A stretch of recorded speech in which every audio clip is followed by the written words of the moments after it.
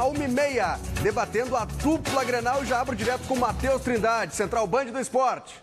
Tudo bem, Felipe? Boa tarde a você, boa tarde a todos. Olha, o Grêmio já começa a planejar também a próxima temporada e buscando reforços para o tricolor. O volante Michel, 26 anos, atua atualmente no Atlético Goianiense, é o bola da vez. Ele pertence ao Grêmio Novo Horizontino de São Paulo. A gente conversou pela manhã com o presidente Genilson Santos do Novo Horizontino, confirmou proposta do Grêmio por um empréstimo de uma temporada com opção de compra. Amanhã tem mais reunião para debater este assunto, mas é um nome na mesa do Grêmio e uma ideia de contar com este jogador. Michel, 26 anos, volante, que neste momento está atuando na equipe do Atlético Goianiense. Felipe. Claro, mas isso seria para o ano que vem, porque o ano ainda não terminou, a temporada gremista não terminou e todo mundo só pensa na Copa do Brasil. Ontem, derrota em casa para o Sport Recife. Quem conta o jogo como foi, Max Correia. O René passou perto. O Douglas mais perto ainda. O Everton Felipe meteu uma caneta antes de passar perto. Pedro Rocha também passou perto. Negueba, pertinho. Já o Diego Souza não quis fazer parte da brincadeira. E olha, Marcelo Groy até passou perto, mas não evitou o golaço que arrancou aplausos do torcedor gremista. Eu agradeci, reverenciei ali o torcedor, porque minha lembrança aqui, sem dúvida nenhuma, foram só de momentos bons. Se o Rogério ficou com inveja, a gente não sabe. Mas a real é que na volta do intervalo ele também fez questão de marcar um baita de um gol. O tricolor gaúcho não conseguiu reagir, foi inofensivo na frente e continuou dando bobeira na defesa. Diego Souza quase fez outra pintura, parou na trave. E no finzinho do jogo, não titubeou. O 3-0 foi a maior derrota gremista jogando na arena. Eu estava torcendo para o juiz acabar o jogo. Porque é o que eu falei, era mais fácil a gente tomar o quarto gol do que fazer o primeiro. Se existia um jogo que a gente poderia, entre aspas, né, ter essa queda de rendimento, talvez fosse hoje, né? Não que a gente queria ganhar. Fizemos uma partida, eu acho que defensivamente, ofensivamente muito boa, acho que das melhores do campeonato, e isso nos dá uma confiança a mais, mas ainda falta um passo para a gente conquistar de vez, eu acho que a nossa permanência na Série A.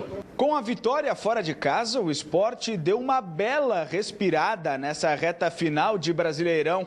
Abriu 5 pontos de vantagem em relação ao Z4. Já o Grêmio continua fora do G6. Nós perdemos, que fique bem claro isso para o bom entendedor, na hora certa.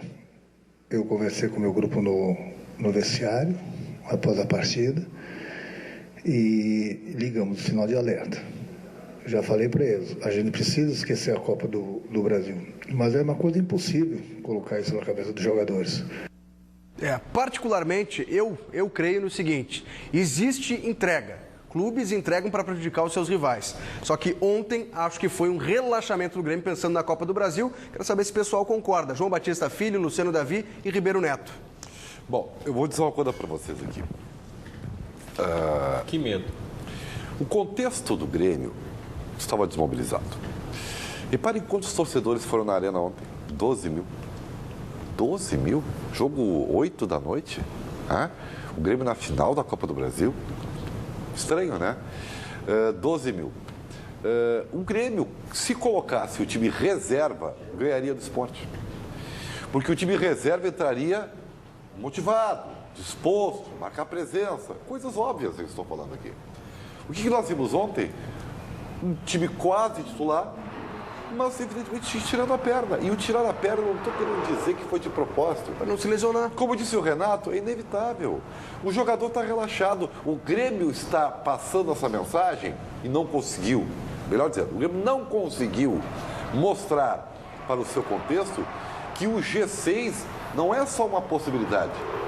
É uma exigência. Porque o torcedor do Grêmio vai concordar comigo. É 50-50, 50% do Grêmio pode ganhar ou perder a Copa do Brasil. E se perder a Copa do Brasil, ele não tem vaga pela Copa do Brasil. Então tu vai esquecer o brasileiro?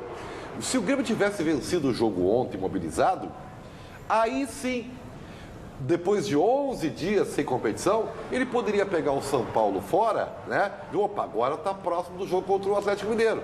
Aí tu põe os reservas, entendeu? Mas o quê? Tu teria 52 pontos e não 49. Então, o erro foi total nisso aí. Tá, mas São Paulo é dia 16, Ribeiro. Hein? São Paulo é dia 16, uma semana antes da decisão. Tem tempo. Joga com titulares contra o São Paulo e descansa uma semana. O Renato foi muito bem ontem na entrevista coletiva. Se ele botar o titular, ele está arriscando. Isso. Se ele botar os reservas, ele está tirando o ritmo de jogo da equipe. Não tem escapatória. Ou se correr o bicho pega, se pegar o bicho come. Não adianta. Eu penso diferente do Ribeiro. O Grêmio deveria ter vencido ontem. Aí ele ficaria próximo do G6 e poderia tirar a perna, projetando aí a uma semana antes da decisão. Fala, João. Como perdeu, entendeu?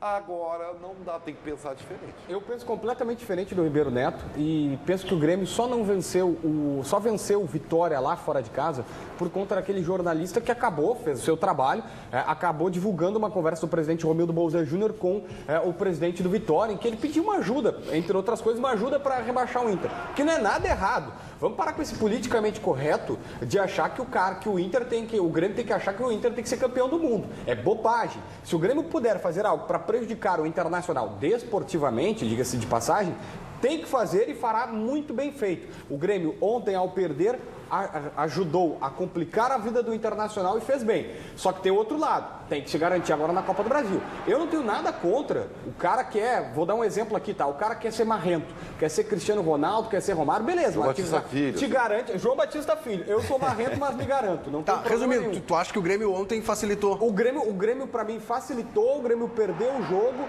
deveria perder, fez bem, palmas pro Grêmio. Mas agora, se garante na Copa do Brasil. Tu pode ser marrento, mas tem que se garantir. A primeira parte o Grêmio fez bem, agora tem que se garantir. Eu acho que antes de pensar em relaxamento, eu acho que essa é uma avaliação que eu, como representante do Internacional, não tenho que fazer aqui do Grêmio, futebol porto-alegrense. O Internacional está pagando por seus próprios pecados. O Internacional deixou de fazer o seu dever de casa várias vezes contra a América, me recordem algumas derrotas do Santa Cruz. Vitória em casa. Se o Grêmio está fazendo ou não está fazendo isso, se o Grêmio está fazendo ou não está fazendo isso, não é culpa do Grêmio, é culpa do Internacional. Só que cabe salientar uma coisa. Eu acho que os nossos dois clubes, nesse sentido, estão se apequenando um pouco. Um pouco não, bastante. Né? Por quê? O campeonato termina 4 de dezembro de 2016. A última final do Grêmio é dia 30. Se o Grêmio não ganha a Copa do Brasil e pensou em relaxar algum jogo, pensou pequeno. E o Internacional, no estágio que está, com relação ao resultado de campo, vai ter que torcer para o Grêmio não ser campeão da Copa do Brasil e vai vibrar para não cair para a segunda divisão. Vai ser uma vibração. O que nós estamos comemorando esse final de ano é a possibilidade do Inter não cair para a segunda divisão. Ou seja, tanto o Inter quanto o Grêmio estão apequenando seus clubes nesse momento. A única salvação da temporada do Inter, que seria minimamente, vamos dizer assim, um pouquinho menos constrangedora para o torcedor colorado, seria o Grêmio não ganhar a Copa do Brasil e não entrar no G6. Claro. É a única possibilidade. E o Inter se salvando. Claro. E aí fica 0-0. Não, aí o ano se o Inter não se salvar... Aí o ano do Inter, aí o Inter é campeão gaúcho. Isso aí. Mas é pequeno. Eu tô com o Davi, é muito pequeno. Não é pequeno. Tá nivelado por baixo. Não é que seja pequeno. Gente, aí eu vou naquilo que o JB sublinhou. Não vamos tapar só com a peneira. Não vamos... Chega de hipocrisia. Nós somos nós somos a Gália aqui, né? Do Asterix e Obelix. Né? Nós somos os gauleses. Nós temos um galpão aqui, a nossa aldeia, e tem coisas que só nós temos. Né? Nós temos um umbigo maior que o cérebro. Essa é a verdade, entendeu? Nós nos achamos melhores em tudo, entendeu? E a rivalidade Inter e Grêmio é no jogo de bolita, é na política, é em tudo. Tudo é granalizado. Então não adianta, eu não vou querer, e isso é a nossa cultura. Eu não vou contra a nossa cultura, entendeu? Ela é assim. Mas Ribeiro, estão querendo fazer eu acreditar que o Grêmio não pode querer prejudicar o Inter. Ô, João, eu quero saber da interatividade dos nossos telespectadores, gremistas e colorados. O Grêmio entregou ou não entregou, Matheus Trindade? Vamos com a opinião da galera então, Felipe. O Gabriel Barreto, acho que o Grêmio não entregou, não. Foi só um relaxamento dos jogadores, até porque tivemos umas 2 ou 3 chances claras de gol. O Everton diz o seguinte: isso aí, JB, claro que o Grêmio entregou, e todos vocês sabem disso, já fez isso na final em 2010 e fez de novo. O James Josa aqui diz, capaz apenas deixar o melhor jogador dentre os 22 livre. Nunca Diego Souza jogou tão livre, leve e solto. Douglas Weber aqui, ó. O Grêmio não tem a obrigação de ganhar para ajudar o Inter. O Inter está na zona do rebaixamento por seus méritos. O Antônio Morba diz aqui, ó, se o Grêmio quisesse entregar, tinha entregado para o Vitória. Opinião do torcedor aqui na interatividade, Felipe. Vamos para a palavra oficial do Grêmio. O técnico Renato Portaluppi respondeu se o Grêmio facilitou o trabalho do esporte.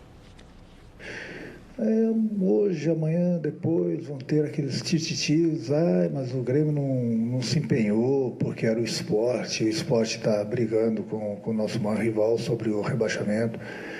Eu quero deixar bem claro uma coisa, aqui dentro do Grêmio ninguém pensa, muito menos eu iria aceitar uma situação dessa, de repente de não botar, se fosse assim, em primeiro lugar, eu colocaria uma equipe totalmente que não vinha jogando e deixasse os garotos jogarem. Se alguém pensar que o Grêmio não se empenhou para prejudicar o Internacional, em primeiro lugar, esse alguém não me conhece. E eu espero que não passe na cabeça de ninguém, até porque quando nós vencemos o Vitória lá em Salvador, ninguém falou em tititi. Então o Grêmio não está preocupado com o Internacional, o Grêmio está preocupado com si próprio, tanto no Campeonato Brasileiro como na Copa do Brasil. Se o Internacional está nessa situação difícil, o problema é deles, não é nosso. Não é por causa de uma ou duas partidas, o problema é que o Internacional fez e vem fazendo ao longo do campeonato. Bom, vamos lá. Pensando de maneira otimista com relação ao Grêmio. Ganha a Copa do Brasil, título, dinheiro e vai para a Libertadores. O lado pessimista, perde a Copa do Brasil para o Atlético Mineiro. O Atlético Mineiro, que hoje é o 4º colocado, transforma o G6 em G7. E para o 7º colocado, a distância do Grêmio é de 1 ponto. Pessoal, a derrota de ontem não é o fim do mundo para o Grêmio. Não é o fim do mundo. Claro que não é o final do mundo. Agora, tu tem que estar atento, porque tu vai jogar contra o São Paulo, fora, né? Qual é o resultado previsível?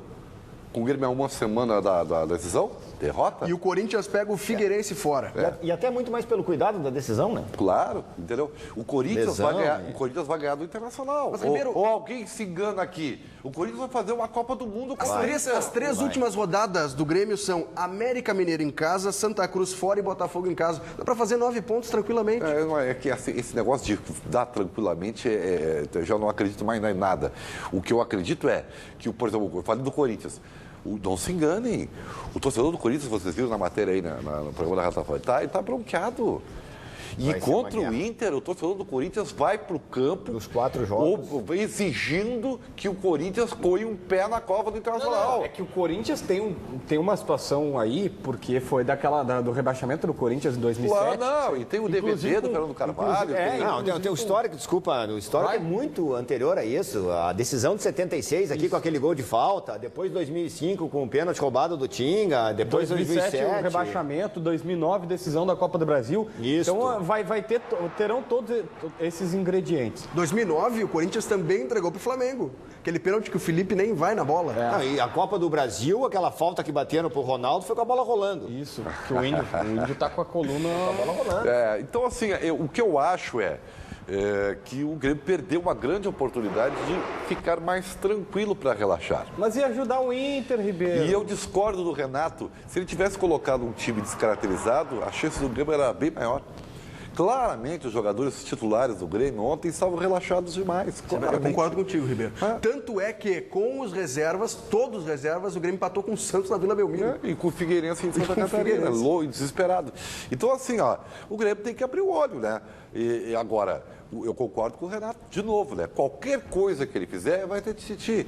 E só quero lembrar o torcedor do Grêmio... Tu acha que esse gol aí do Diego Souza era defensável? Não, golaço. Não tinha o que fazer. Eu quero lembrar o torcedor do Grêmio uma coisa, que tem muito torcedor do Grêmio, né? Foi citado pelo Renato aí na entrevista, a vitória sobre o Vitória, né? E tem muito torcedor do Grêmio dizendo, meu Deus, por que o Grêmio fez isso, né? Não sei o que. Tinha que ter perdido. Pois eu quero avisar que se o Grêmio não tivesse vendido... Não avisar não, só lembrar. Que se o Grêmio não tivesse vencido o Vitória, sabe com quantos pontos o Grêmio estaria hoje na tabela? 46. E sabe com quantos pontos o Internacional estaria do Vitória? 4. 4. E o Grêmio estaria... O Inter estaria virtualmente rebaixado. E o Inter pode escapar da segundona graças a uma vitória do Grêmio. O Grêmio pode tirar o Inter da segundona. E o Ribeiro tá achando certo. Não. O Ribeiro tá achando certo. Os caras não ganham nada há 15 anos, vão ajudar o Inter a escapar da segundona e o Ribeiro acha lindo. Não acho lindo. Eu só quero lembrar que o Grêmio estaria com perigosos 46 pontos se não tivesse vencido o Vitória. Aqui, ó, Diego Souza entrava como uma luva nesse time do Internacional, hein? Do Grêmio também. Aliás, que jogador? O Diego Souza ontem deu uma entrevista, né, pessoal, e manifestou o seu carinho pelo torcedor do Grêmio, porque ele foi aplaudido, fez 2 golaços, e eu concordo contigo, Davi.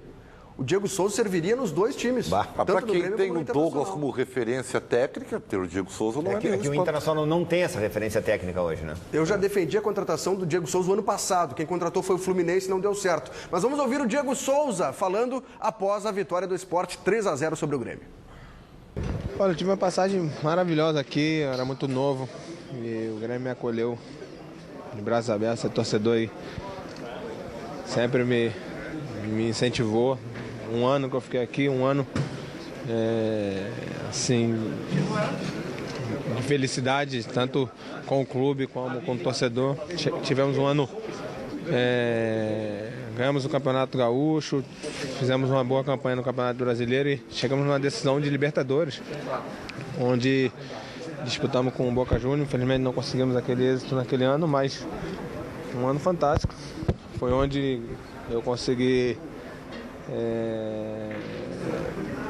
botar o meu nome realmente no mercado, assim, como um bom jogador, e cresci muito jogando aqui.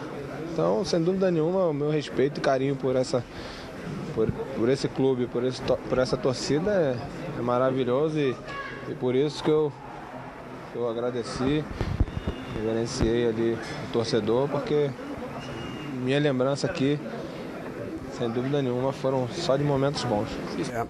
Foi uma das melhores temporadas da carreira do Diego Souza, 2007, com o Grêmio, treinado pelo Mano Menezes. Jogou muita bola. Hein? Fez um golaço contra o Santos, lembra, galera? Foi o gol que classificou o Grêmio para a final na Libertadores. Duas colocações sobre o Diego Souza. Tu já esteve em Recife recentemente, cobrindo jogos da dupla Granal, imagino. Eu estive lá nos 2 anos, 3 ou 4 vezes. E eu te confesso que ele não deve sair de lá. Eu acho que ele não precisa sair de lá. Lá ele é protagonista. Isso, o Sport tem uma estrutura muito boa, embora a Ilha do Retiro seja um estádio já velho, mas eu acho fantástico o estádio.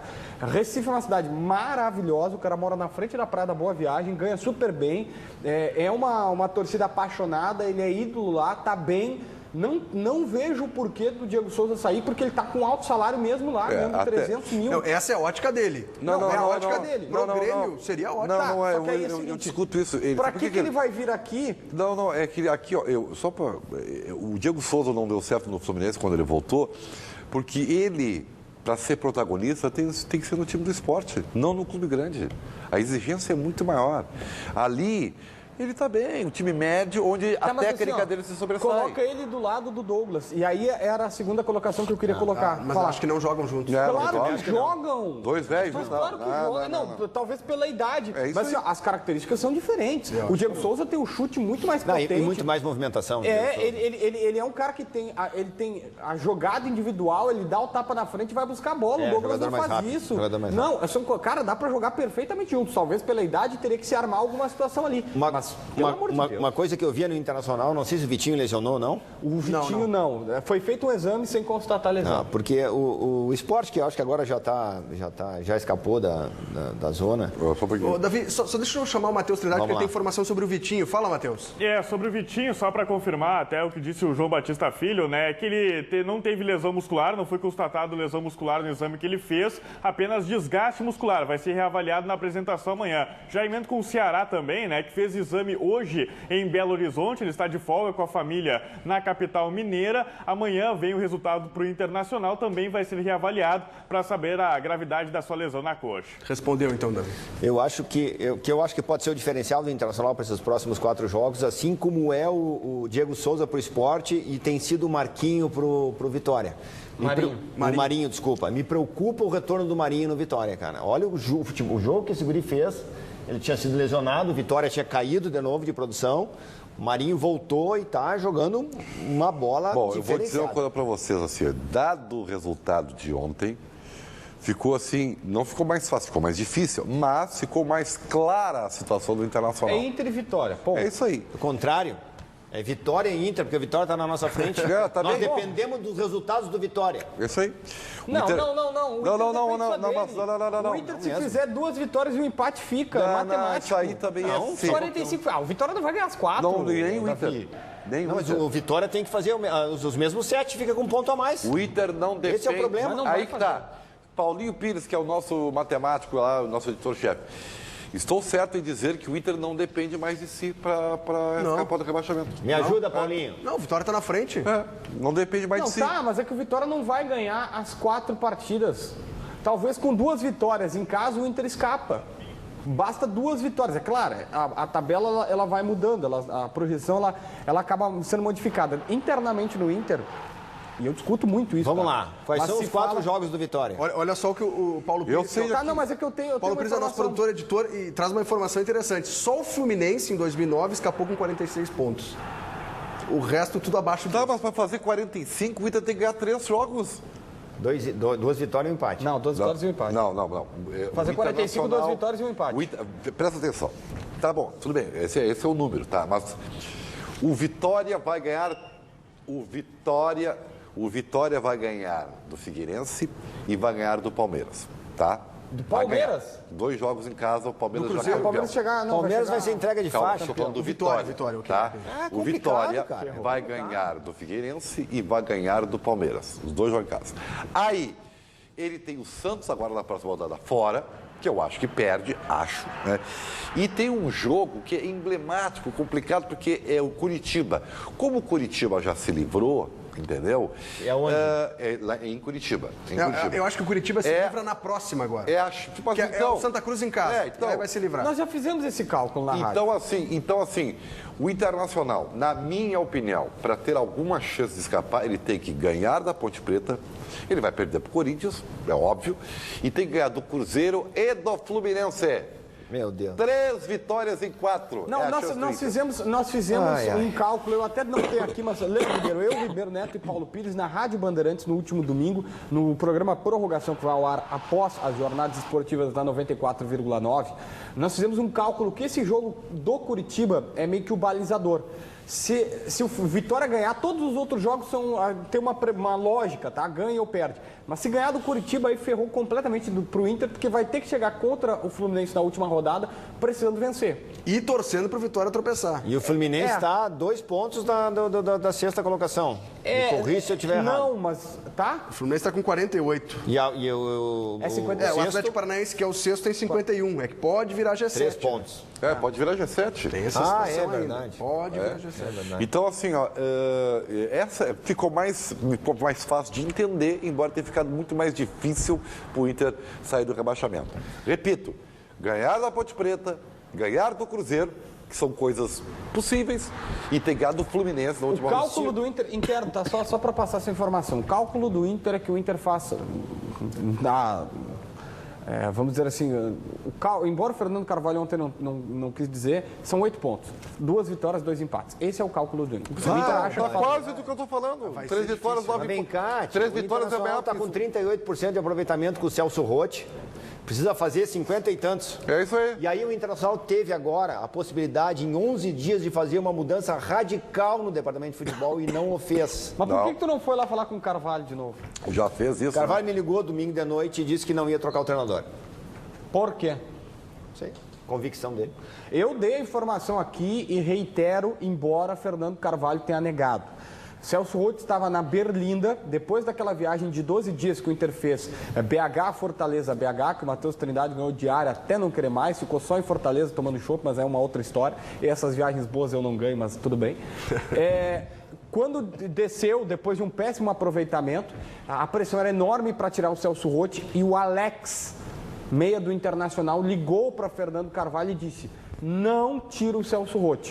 É o pensamento do grupo. A gente não sabe se vai permanecer na Série A com o Roth, mas temos certeza que mudando agora, aí é que não fica. Vem cá, e o Carvalho está bancando ele. Olha, Fala, Ribeiro. Porque faz parte dessa história. Por exemplo, eu estava agora tentando lembrar do que o Renato falou ontem na coletiva para a rádio, que é muito maior do que o trecho que a gente põe aqui na televisão. E o trabalho do Renato realmente vai ser bastante árduo, e ainda bem que ele sabe disso. E ainda bem que ele já foi jogador, ainda bem que ele já passou por esse tipo de situação. Se o Renato não conseguir mobilizar o seu grupo, o Grêmio, nem que tiver G7, tá, vai entrar para a Libertadores pelo Campeonato Brasileiro. E aí, é exatamente o que o JB falou. Vai ter que vai ter que bancar a Copa do Brasil. Tá? Então, o que isso tem a ver com o Alex? Não, tem a ver com o Alex, porque isso é uma questão de responsabilidade, de ingerência no trabalho e mudança de assunto, meu caro João Batista Filho. Entendeu? Entendeu? Então, assim, não me complica, João Batista Filho. Abraço pro Paulinho. Então, assim, eu acho que o Renato Portaluppi tem que realmente colocar toda a sua experiência, de boleiro, inclusive, entendeu? Para no bastidor, porque é ele que vai fazer isso. E o Renato mudou, né? Porque esse é o mesmo Renato que disse, vamos passear no Brasileiro. Ele aprendeu pelo erro. Fluminense, ele aprendeu. Ele deu uma entrevista, foi para um jornal da capital, nem foi pra gente aqui na Rádio Bandeirantes e na TV Bandeirantes, mas ele deu uma entrevista muito consciente, gostei demais de ver a entrevista. Vou até citar aqui, foi pro Davi Coimbra, que fez uma entrevista direto de Boston com ele e foi bacana, assim, ele mostrando que tá um cara mais maduro. E tu convive ali no vestiário, o Renato tá mais maduro, ele não tá tão mais brincalhão, sabe, tá mais centrado, parece mais inteligente e, entre outras coisas, ele disse que ele aprendeu com os erros que ele não tá mais cometendo e entre esses erros está essa situação. Só que é um detalhe, o Davi já teve lá. O jogador não tem chave de liga e desliga. Agora tu joga, agora tu não joga. Agora tu joga, agora tu não joga.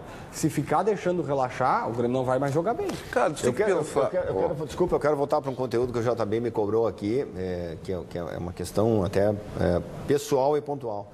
Na realidade, o fato de nós termos feito uma trégua política do Internacional não quer dizer que nós temos poder para mudar alguma coisa no vestiário do Internacional. Nós somos oposição e estamos respeitando o momento delicado do clube. Já acabou. Agora, não temos influência de mudar treinador. Aliás, daqui a pouco a gente vai falar sobre as eleições do Internacional e trazer o resultado de ontem. Mas voltando ao assunto do Grêmio, sobre o Renato, tá? É uma concepção que eu tenho e analisando até as entrevistas, essa que tu citou agora, João Batista, e o dia a dia do Grêmio. O Renato não tem o perfil do treinador de conhecimento tático. Não tem. Ele é aquele cara que abraça o grupo, que motiva os jogadores, que é boleiro, que dá folga e conquista o grupo dessa forma.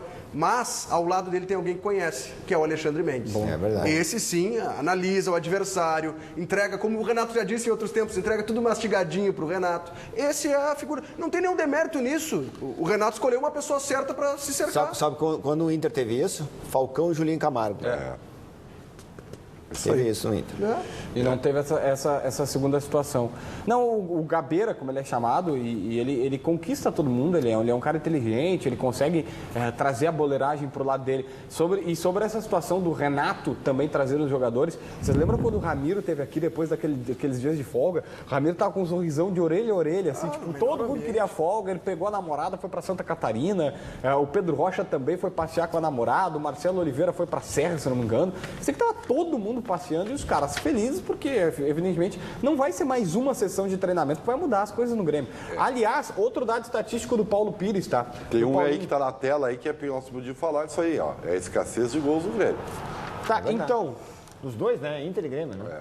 O lado... Eu tô até pegando aqui no celular e depois eu apresento com precisão, mas eu e o Paulinho nós fizemos quantos gols do Grêmio até o jogo de ontem, porque o jogo de ontem foi atípico. Mas marcou até o 9 gols. E sofreu 8 em 13 jogos.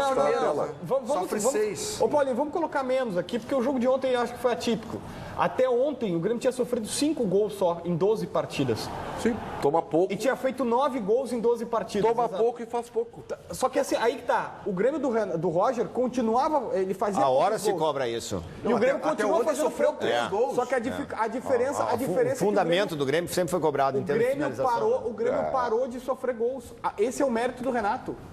O Renato ajustou a defesa e o ataque continua ruim igual. E até por eu ter dito que o Renato é importante, Davi, nesse aspecto de motivar o grupo, agora ele vai ser fundamental para motivar o Grêmio e não deixar se desligar por completo. Se o Inter tivesse um técnico... Não pode entrar de férias antes da Copa do Brasil. Eu já ouvi essa frase lá no Inter.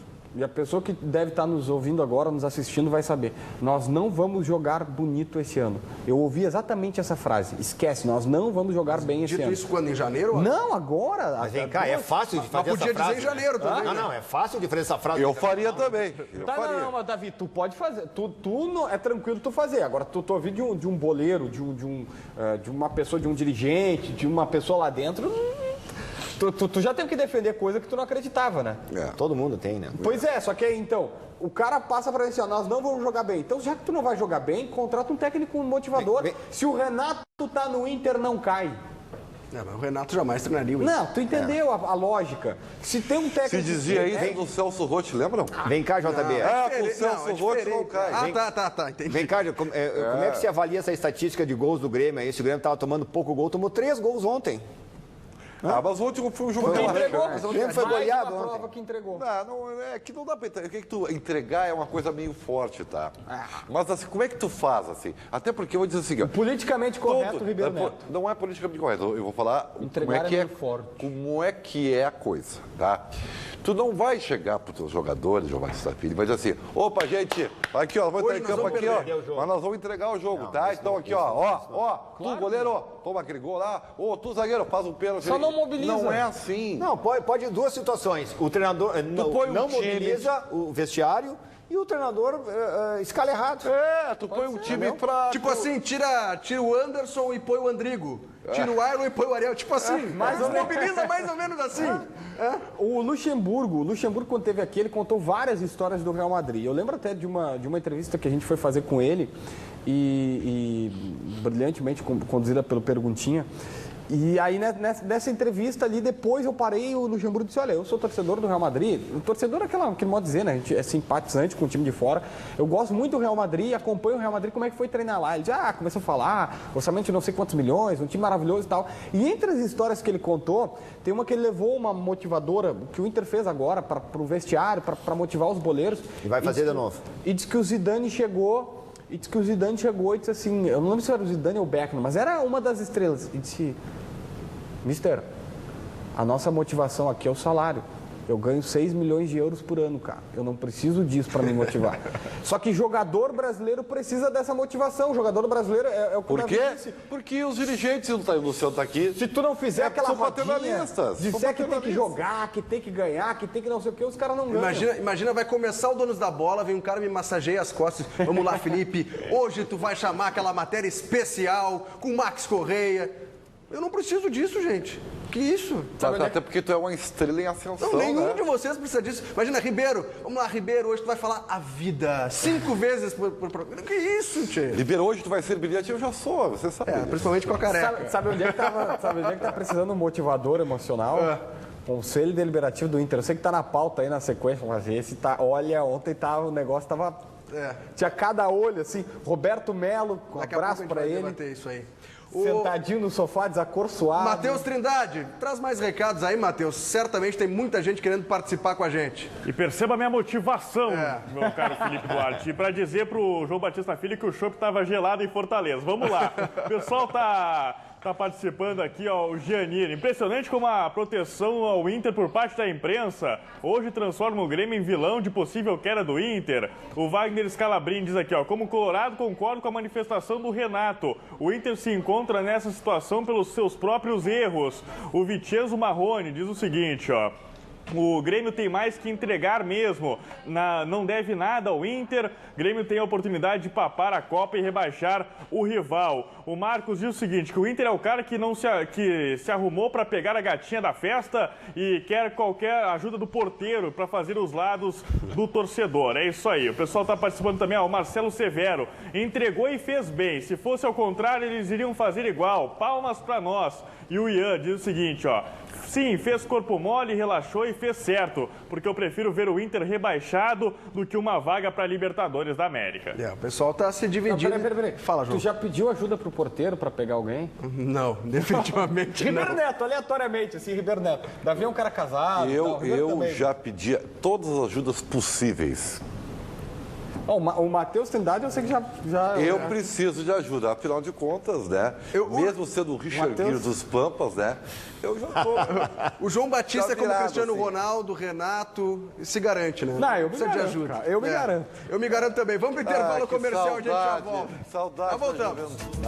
De volta com os donos da bola aqui na tela da Band. João Batista Filho acompanhou ontem a eleição em primeiro turno no Esporte Clube Internacional. 2 candidatos passaram pro pátio, como a gente chama, João. É verdade, Marcelo Medeiros ao lado de Pedro Afatato. Na realidade, contra Pedro Afatato, Marcelo Medeiros versus Afatato, dia 10 de dezembro. Cerca de 65 mil associados colorados estão aptos para votar e escolher o novo presidente do Internacional pelos próximos 2 anos. O Medeiros fez a maioria dos votos no Conselho, cerca de 50%, a gente está vendo aí na tela. Ele é o favorito para esse pleito. Entre outras coisas, vai tentar mostrar que precisa de uma mudança profunda, que o futebol está muito mal e que as coisas precisam acontecer de maneira diferente. Já o Afatato tem uma outra maneira de ver. Ele vai tentar mostrar que no futebol tem coisas boas e que o clube internamente está muito bem organizado. Pois é. Davi, quer abrir teu voto? Votasse em quem? Acho que muito mais, antes de abrir o voto, na realidade, o Internacional tem que pensar na importância do segundo turno, torcedor colorado.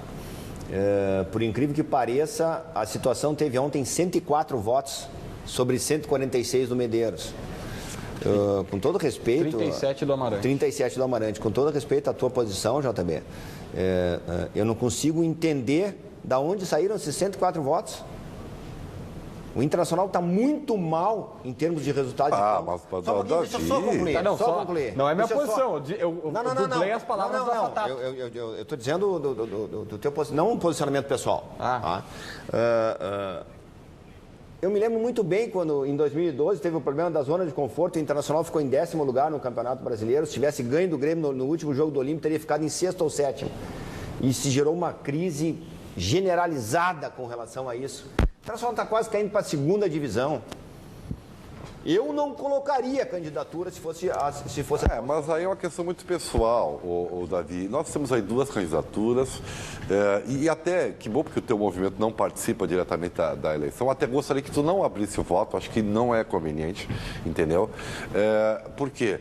Porque, evidentemente, são estabelecidas as 2. Quem vai decidir é o sócio. Isso é saudável, é democraticamente saudável para o Internacional, porque vão ter 2 candidatos no pátio. Aí eu posso dizer, uma questão de opinião, que o resultado de campo vai interferir. Vai. Se o Inter se livrar do rebaixamento é um cenário, se o Inter for rebaixado é outro. Isso aí todo mundo sabe, né? Eu perdi já todos os fios de cabelo e sei disso aí, entendeu? Aliás, não todos, eu sou calvo, não careca. Então, o que eu acho... O Ribeiro estava cortando o cabelo no camarim. Isso não é uma mentira. Ele estava cortando o cabelo no camarim. Por incrível que pareça, ele cresce ainda. Assim, o que eu acho é que o cenário político do Internacional teria que mudar como um todo. Isso. Né?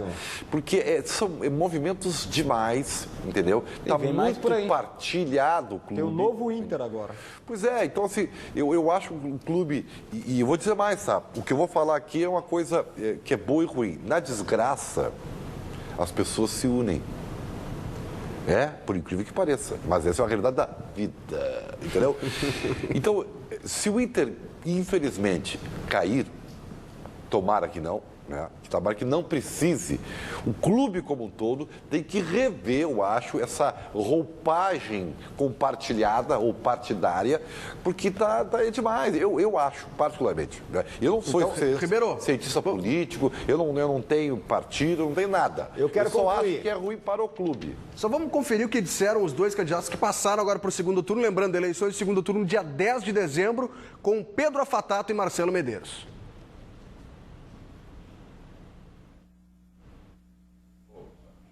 Tivemos um pequeno problema aí, daqui a pouco a gente volta para ouvir o que disseram os 2. Conclui aí, Davi. Na realidade, acho que a grande importância, o Internacional, e eu participei desse processo, vamos deixar isso bem claro, de 2002 a 2012, o Internacional circula no mesmo eixo há 20 anos. Há 20 anos. Então, assim, por que se fez, a gente tentou fazer um novo, de sair, montar um grupo político novo? Porque eu acho que essa fase, Vitório Pífero e Fernando Carvalho, ela termina no dia 4 de dezembro de 2016. E é chegada a hora, sócio colorado, de começar a escolher novas lideranças para o Internacional. Mas aí começa pela eleição do Conselho, começa... Que é dia 10 também, que é dia 10. Eu queria concluir. Ainda nós temos 2 eleições. Vamos lá, vamos agora, está no ponto, vamos ouvir Pedro Afatato e Marcelo Medeiros. Caso a gente seja eleito, nós vamos implantar um verdadeiro conselho de gestão e vamos ampliar isso para dentro do futebol. É isso que se faz necessário nesse momento. Né? Esse modelo vigente funcionou até 2010, com sucesso. Mas de 2010 para cá, sofre desgastes. O modelo está desgastado. E esse é o nosso objetivo. O nosso objetivo é fazer o nosso associado entender que se faz necessário uma mudança muito drástica dentro do departamento de futebol. O nosso clube respira futebol, nós temos um comprometimento com a excelência em futebol, o nosso torcedor vem ao estádio por causa da emoção que o futebol dá e nós temos que estar focado nisso, né? Então, nesse sentido, nós estamos trabalhando para que o futebol do Inter volte a ter a excelência que o torcedor espera. Tá aí, os dois candidatos, os dois já concorreram, inclusive, Pedro Afatato e Marcelo Medeiros perderam das outras vezes que participaram. Conclui, Davi. Não, e com relação à questão de resultado de campo, na realidade, assim, quando a gente fala em profissionalização, que os candidatos todos estão falando nisso agora, né, é colocar diretores executivos do mercado remunerados para trabalhar no departamento de futebol em todas as áreas do clube. Se a gente ficar circulando ao redor de amigos políticos, como foi essa última gestão, o Pedro Afatato teve toda a possibilidade do mundo, Pedro, de assumir o departamento de futebol do Internacional e não convidar o Fernando Carvalho, se fosse o caso. Se tu acha que ia ser a mesma continuidade, o continuismo, poderia ter alterado, poderia ter trazido um diretor executivo do mercado brasileiro para assumir o Internacional e não o Fernando Carvalho. Teve toda a oportunidade para fazer isso e não o fez. O que a gente fez para corrigir rumo? Nós trabalhamos muito em cima dos erros da nossa gestão. Por isso eu vou evitar de criticar vocês. E os erros da nossa gestão foram não ter um diretor executivo quando eu subi o Fernandão, porque não me deixaram contratar, porque o Chumbinho estava contratado para janeiro de 2013. Esse tipo de correção de rumo é que tem que ter na profissionalização do Internacional. Essa direção que está aí hoje, ela tem 55 diretores políticos trabalhando no Internacional. E agora conseguiu fazer um novo movimento chamado Novo Inter para perdurar lá dentro como o bando de amigos políticos que vai administrar o clube, que não tem solução. Mas esse negócio de amigos é histórico, não é nossa gestão. Mas é isso que a gente está tentando mudar, Ribeiro. Todo mundo chamou amigo. Agora, quando se falou... O presidente Pífero diz, não se faz futebol com inimigos. Disse aqui na cadeira do Ribeiro ali. É que para mim, o presidente Pífero, para mim, a comparação que eu faço do Pífero hoje no futebol brasileiro, ela é muito semelhante à comparação que eu faço ao presidente do Vasco.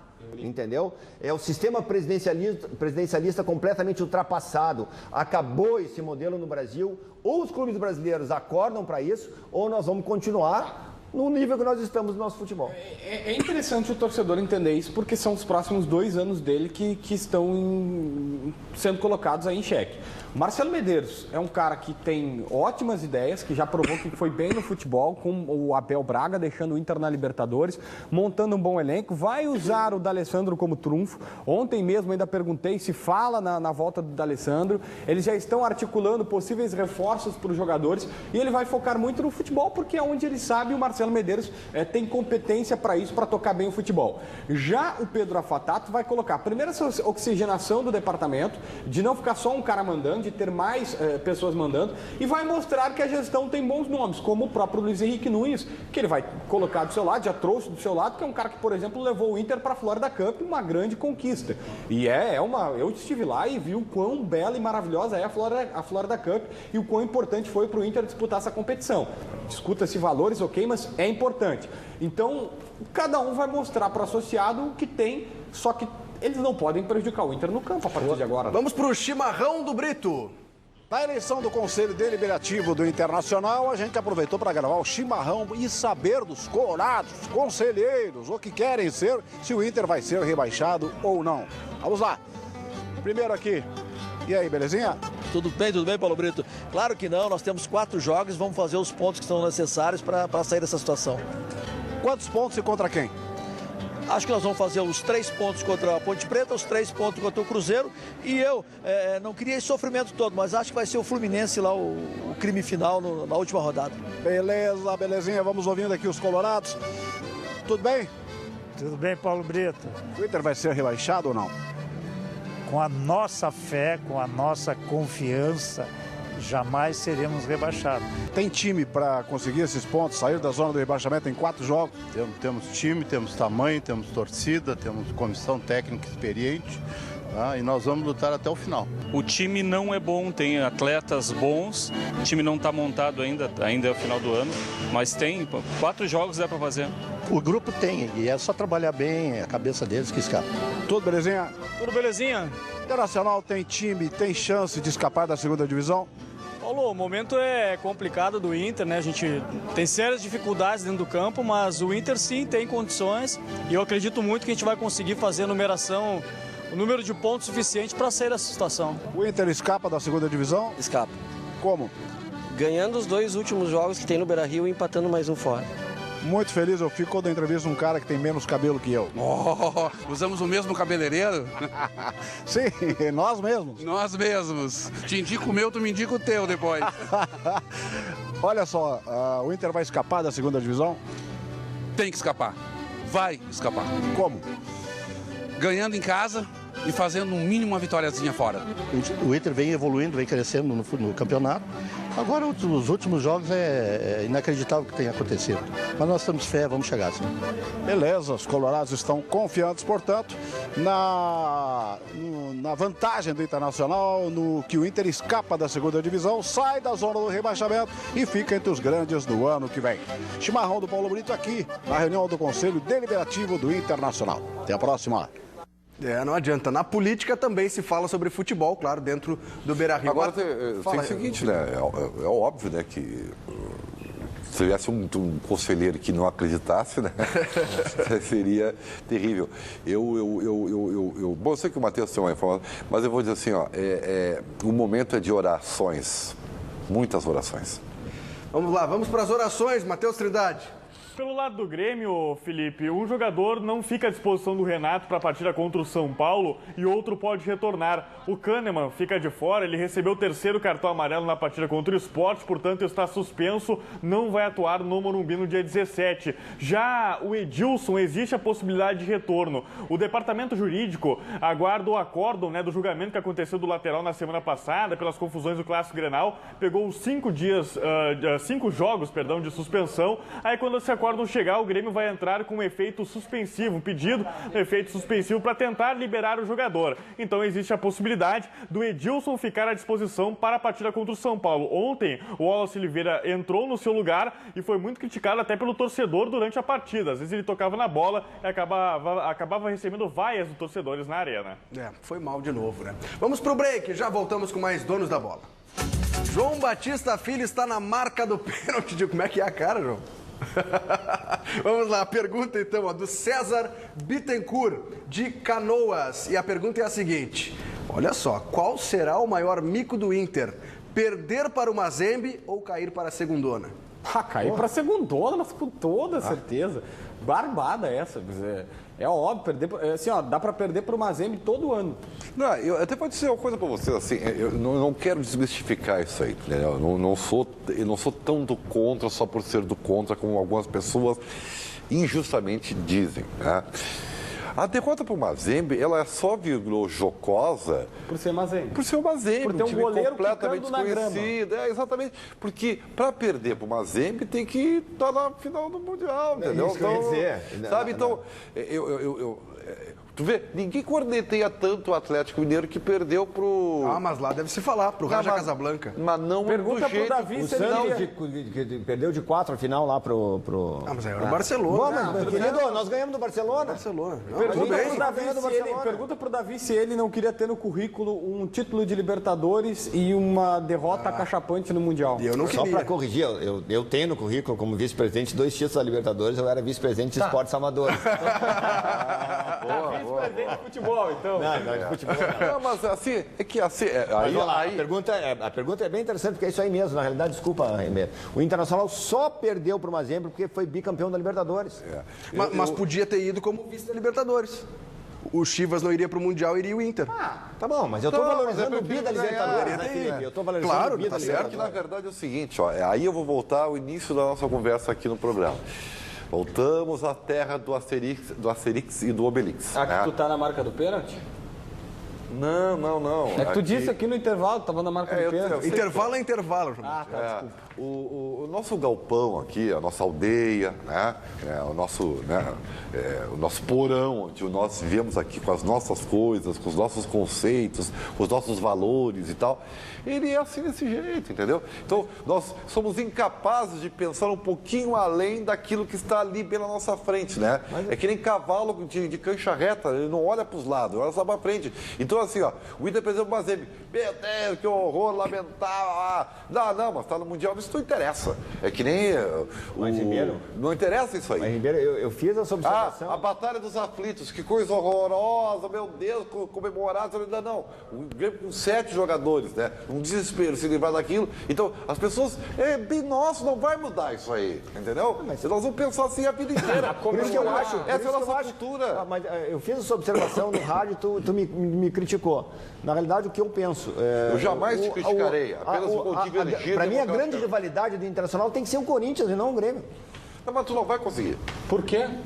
Porque é uma forma de pensar com mais grandeza, cara, entendeu? Eu acho que a grande rivalidade do Internacional hoje no Brasil teria que ser Corinthians. A nossa marca apareceria muito mais do que ficar aqui mas tu não vai conseguir. Mas sabe como é que tu faz a tua marca aparecer mais do que o Mampituba? Disputa o título brasileiro não para cair. O problema é que hoje o grande rival do Inter não é nem o Grêmio, nem o Corinthians, é o Vitória. Esse é o problema. Aí que tá, mas esse é o apequenamento nosso no momento. Esse é o apequenamento.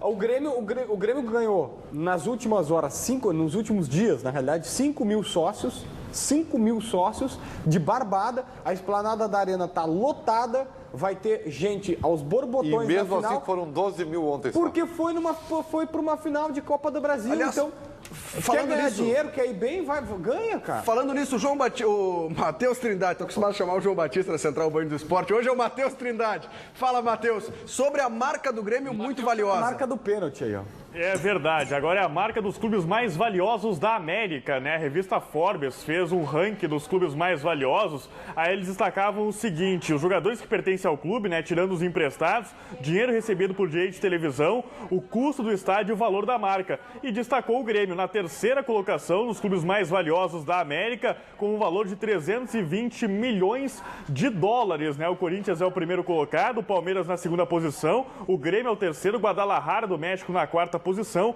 o Monterrey do México é o quinto colocado. O São Paulo aparece em 11º, o Inter na 17ª colocação com mais de 158 milhões de dólares, né? E o destaque para o Grêmio na revista ficou por conta dos jovens jogadores que o time possui. E destacou o Luan, por exemplo, que entre janeiro e setembro deste ano aumentou um valor de 6 milhões de dólares para 13 milhões de dólares. Por isso, aparece também nessa lista entre os 5 mais valiosos da América na terceira colocação. Tem como voltar a tela? Coloca de novo aí na tela essa imagem dos mais valiosos. Vou defender a minha tese. O Internacional tem que rivalizar com quem ali? Contra Grêmio ou contra Corinthians?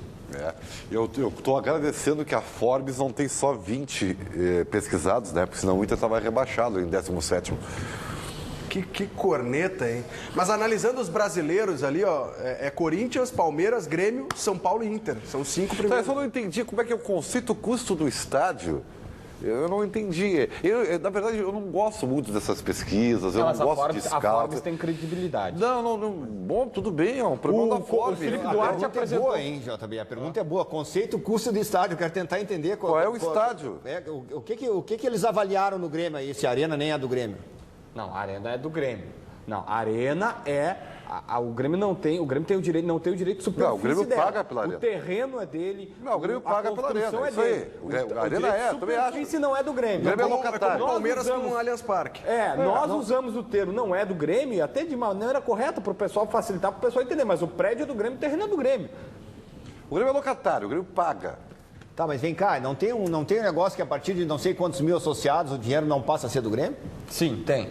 Não. 85 mil. E quando lota o estádio também não tem um percentual que não é? Não, o Grêmio não ganha. Hoje o Grêmio não ganha nada, é muito mais complexo. Mas entre outras coisas, o Grêmio não participa em nenhuma despesa da Arena, que também tem muita gente que chora, mas o prejuízo não é tão grande assim quanto o Grêmio está dizendo.